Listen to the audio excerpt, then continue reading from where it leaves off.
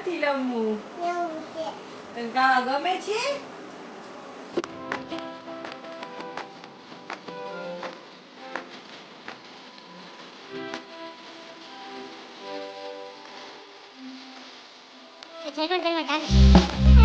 રમવું છે? ના ના ના. હેલો એવરીવન, ગુડ મોર્નિંગ, જય શ્રી કૃષ્ણ. કેમ છો બધા?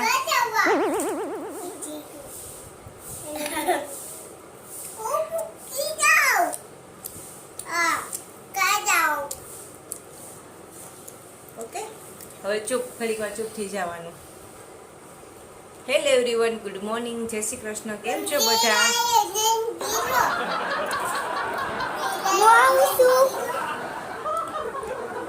હા, દરવાજો બંધ કર્યો. ઘડીક નીચે બેસી જા.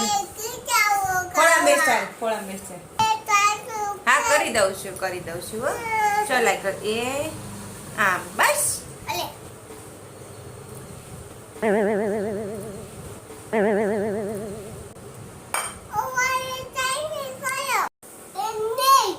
એમ નહીં, કાવ્ય માથામાં રિંગ પહેરે છે. આ રીતે રિંગ પહેરવાની. એમ પહેરવાની.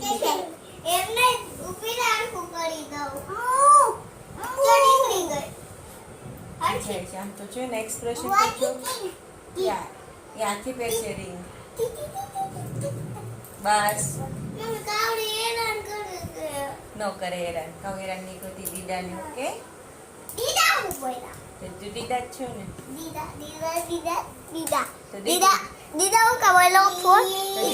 દીદી કહેવાની તને તો છોકરો શ્રેયાંશ ને ઉપરનો માળ નથી એવું લાગે છે મને.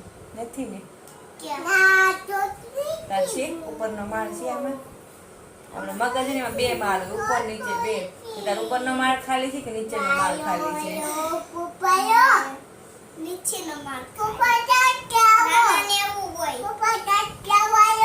પપ્પા છાશ લાવો, હાલો.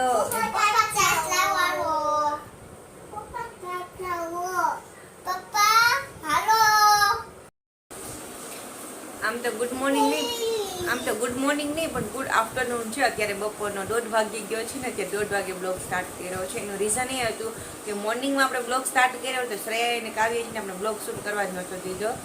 જો અત્યારે બે બાજુમાં બેસીને ચોકલેટ ખાય છે. મમ્માને આપીશ ચોકલેટ? આપો મમ્માને. ડેરી મિલ્કની એક બાઈટ આપણને આપે છે પણ પાછી લઈ લે છે. જો મમ્મા દે ચોકલેટ. આપીશ? કેટલી આપે જોઈએ, ચાલો. અરે વાહ, આપ્યું ચોકલેટ આપી કાવ્યે. Thank you. કહો મમ્માને શું કહેવાનું? બોલ્યું મમ્મા ખાય છે મમ્મા? હા, ખવાવું. શું આપું? મમ્મા ખાઈ ગઈ.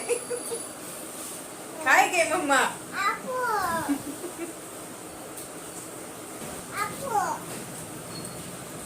ડેરી મિલ્ક હતી, ફ્રીજમાં એક છેલ્લી પડી હતી તો આજે કાવ્યે ખાઈ લીધી. ચોકલેટ ખાઈ લીધી પછી કાવ્ય શું એ ખબર, ચોકલેટ આપો એ કે. મોર્નિંગમાં મેં બ્લોગ સ્ટાર્ટ કર્યો તો શ્રેયા કાવ્ય ને વચ્ચે ડિસ્ટર્બ કરી બ્લોગ શૂટ નહોતો કરવા દીધો. એનો બ્લોગ પર વિડીયો છે ને, વિડીયોમાં લાસ્ટમાં મૂકી દઈશ, તમે જોજો, મજા આવશે. નાચે થયું કેવું ખબર? શ્રેયાની સ્કૂલે મૂકવા ગઈ.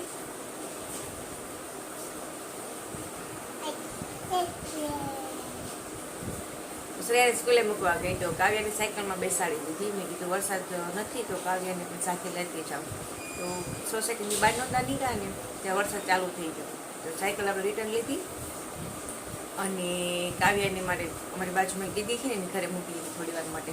પછી શ્રેયાને સ્કૂલે મૂકીને આવીને મેં લોક કર્યો અને મેં જોયું શ્રેયાનું લંચ બોક્સ તો અહીંયા ઘરે જ પડ્યું છે. ફરી પાછું લંચ બોક્સ લઈને હું સ્કૂલે ગઈ મૂકવા માટે.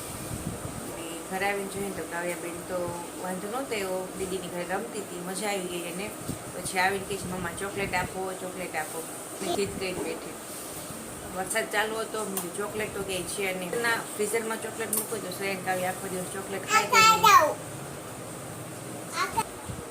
તો ફ્રીજમાં ચોકલેટ ને એવું રાખવું ને તો શ્રેયન કાવ્ય છે ને આખી લઈને ખાઈ લે. એટલે ચોકલેટ એક ડેરી મિલ્ક હતી, ફ્રીજનું જે કવરમાં સાઈડમાં જે પોકેટ આવે ને એની અંદર મૂકેલી હતી, પણ અત્યારે બહુ ચીક કરીને રોવા માંડી.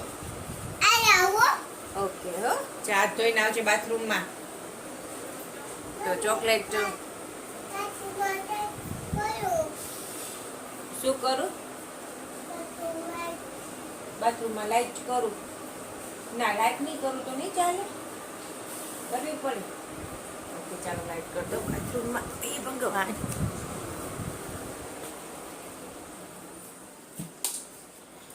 હાલ ચાડી ગો.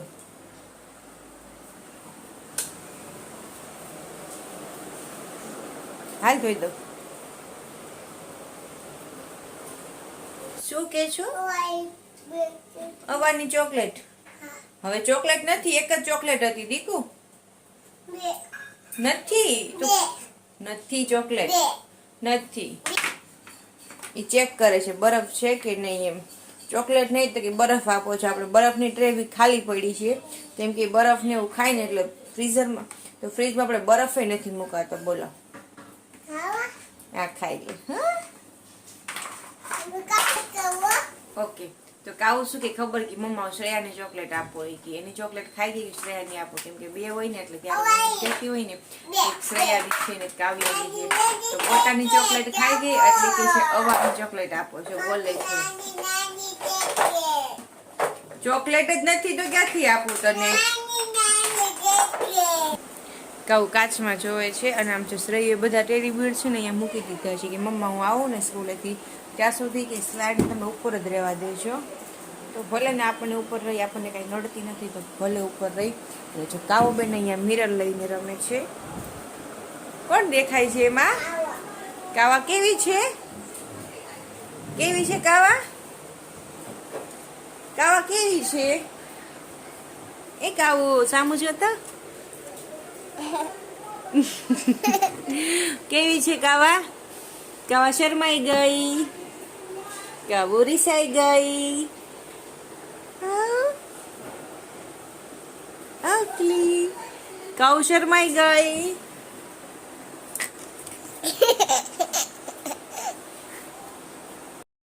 જો અત્યારે કાઉને આપણે સુરાઈ દેવાની છે, તો ચાલો ફટાફટ એને કોડિયામાં ઘડી પર હિંચકાવું ને એટલે સુઈ જશે. તો એને સુરાઈ દઉં. જો બોલી, કાઉને આપણે સુરાઈ દેવાની છે અત્યારે. શું? ના, કાઉને સુરાઈ દેવાની છે. ભલે ખાઈ લે.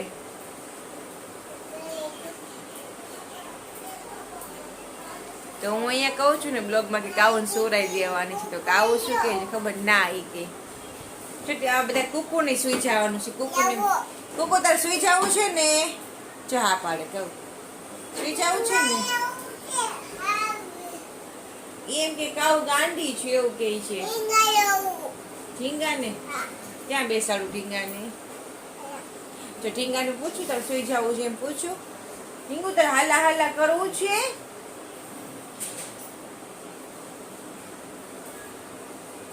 કાઉ સાથે રમવું છે તારે? ના પાડે જો નથી રમવું. નથી રમવું. તને કાવા ગમે છે? ના પાડે. કાવા નથી ગમતી. ગમે છે? ના, નો ગમે. કાવ્યા ગમે છે. કાવ્યા ગમે છે? નથી ગમતી. તને શ્રેયા ગમે છે? હા, એને શ્રેયા ગમે છે. કાવ્યા ગમે છે? જઈ રે સમજ. કાવ્યા ગમે છે? હા, એ રે. જો કાવ્યા ગમે છે?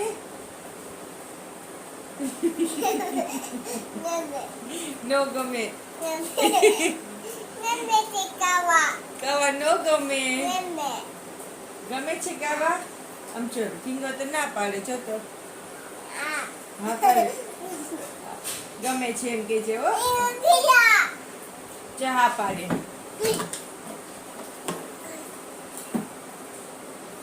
લે હવે બીજા ટેડી બેરને પૂછીએ આપણે. આ ઢીંગીને પૂછી લઈએ. હેલ. હા, ઢીંગીને બેસાડી દઈએ. તો કાવા સાથે રમવું છે? ના ના ના.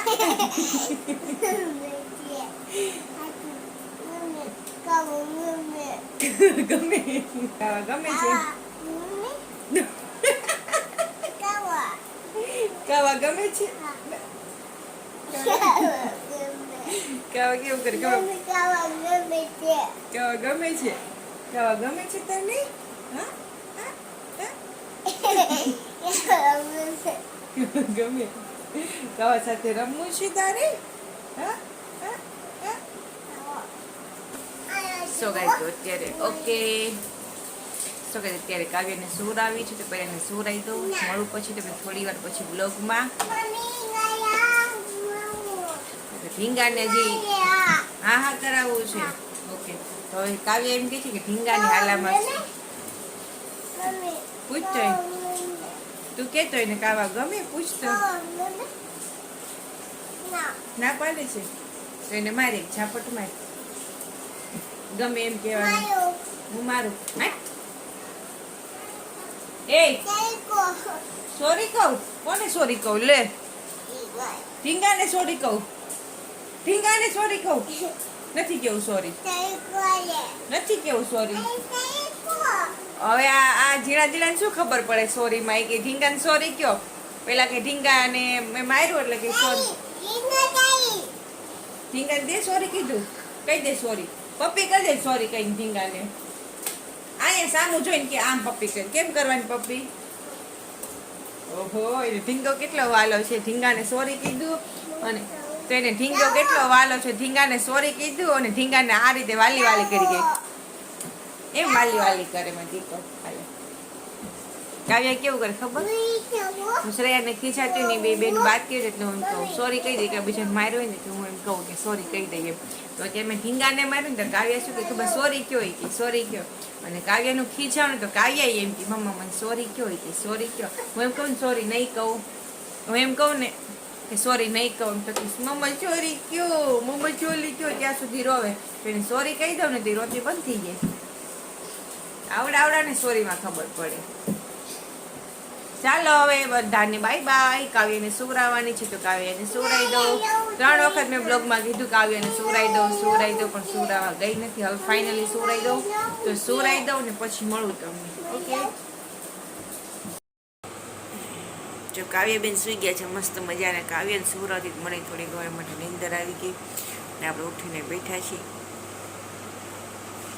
થોડી વાર રહીને સવારે સ્કૂલે લેવા જવાની છે તો જાશું એને આપણે સ્કૂલે લેવા. એટલે સ્કૂલેથી લઈ આવી પછી ફરીથી આપણે બ્લોગ સ્ટાર્ટ કરીશું. ત્યાં સુધી બધાને બાય બાય. ચાલો નાસ્તો કરવો છે એટલે ભૂખ લાગી છે. Bye bye.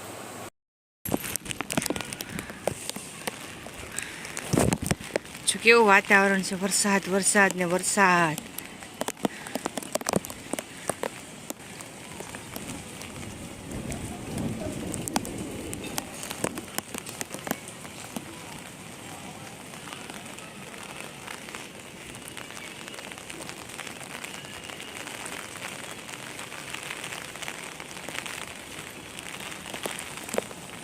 તો ઝરમર ચાલુ છે અત્યારે વરસાદ.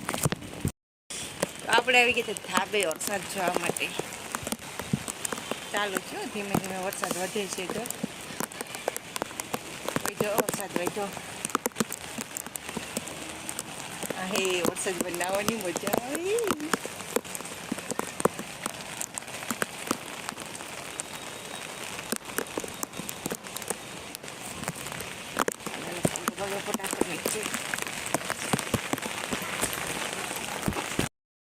જો વરસાદમાં દેશી મકાઈ ખાવાની મસ્ત મજા આવે. શ્રેયા એકલા ખાય અને ગાલ પચોડા થાય. મને તો આપો કોક મકાઈ.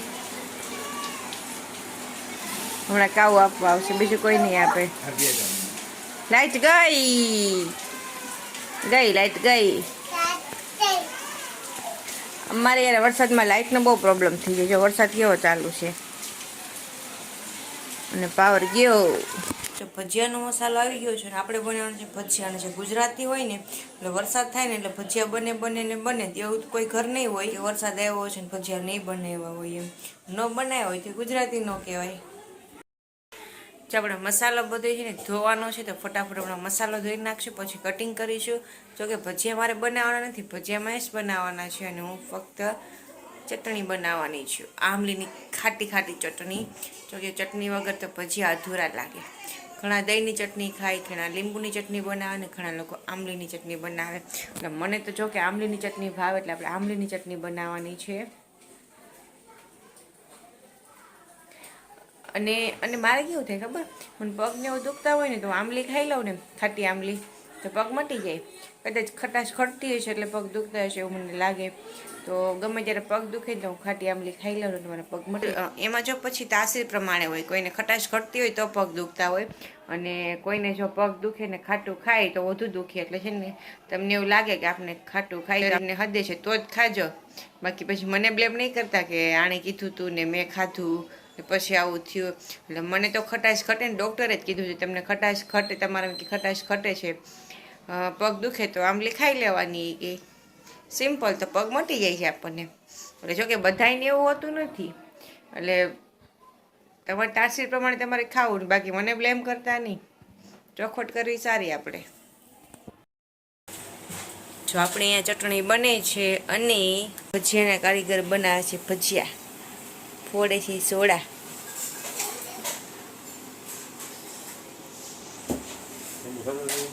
જો સોડા ફોડ્યા હો, એટલે આનાથી છે ને ભજીયા મસ્તીના ફૂલે. ભજીયાના કારીગર છે, ભજીયાની લારી કરવી જોઈએ, કરવી જ લારી. ચાલો બધા ભજીયા ખાવા. મેં સામું તો જો એકવાર આ કોણ આવ્યું? કાઉ બેન, કાઉ પપ્પા શું કરે? કામ કરે.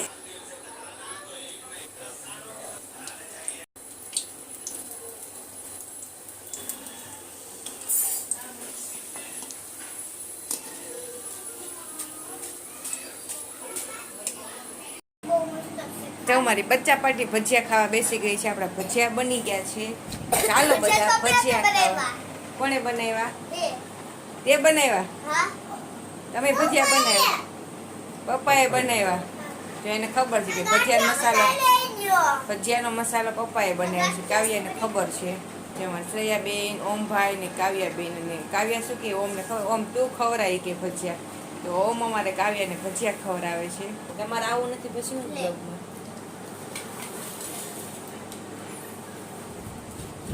હા કે તો કહું પણ ધીમે ધીમે હજી છે એની મોઢામાં, ધીમે ધીમે ખવડાય.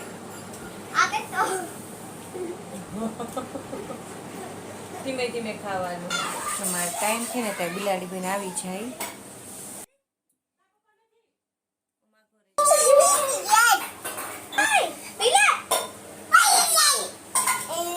કહું કે તો પી લે કે. જો મારે કાઉબેન ને શ્રેયાબેન ભજીયા ખાઈને દમદોડ થઈને અત્યારે જો રમકડાથી રમે છે. હજી છે જો બોલ્સ લઈને રમે છે. હવે બોલ્સ બનાવશે બંને. બોલ બનાવો છે. કોણ બનાવશે? કોને આવડે છે બોલ બનાવતા? ઓકે બનાવી દે. ચાલો ચાલો જોઈએ કોણ ફટાફટ બોલ બનાવે છે ને.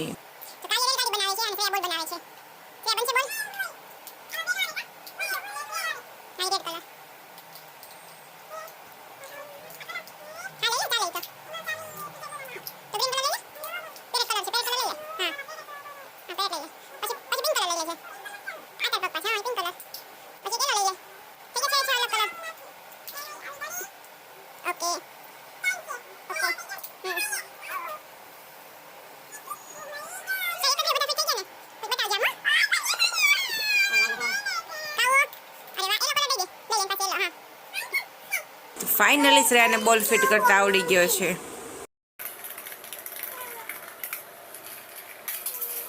તો શ્રેયાને કાવ્ય બધા બોલ ફિટ કરી દીધા છે અને અત્યારે રમે છે.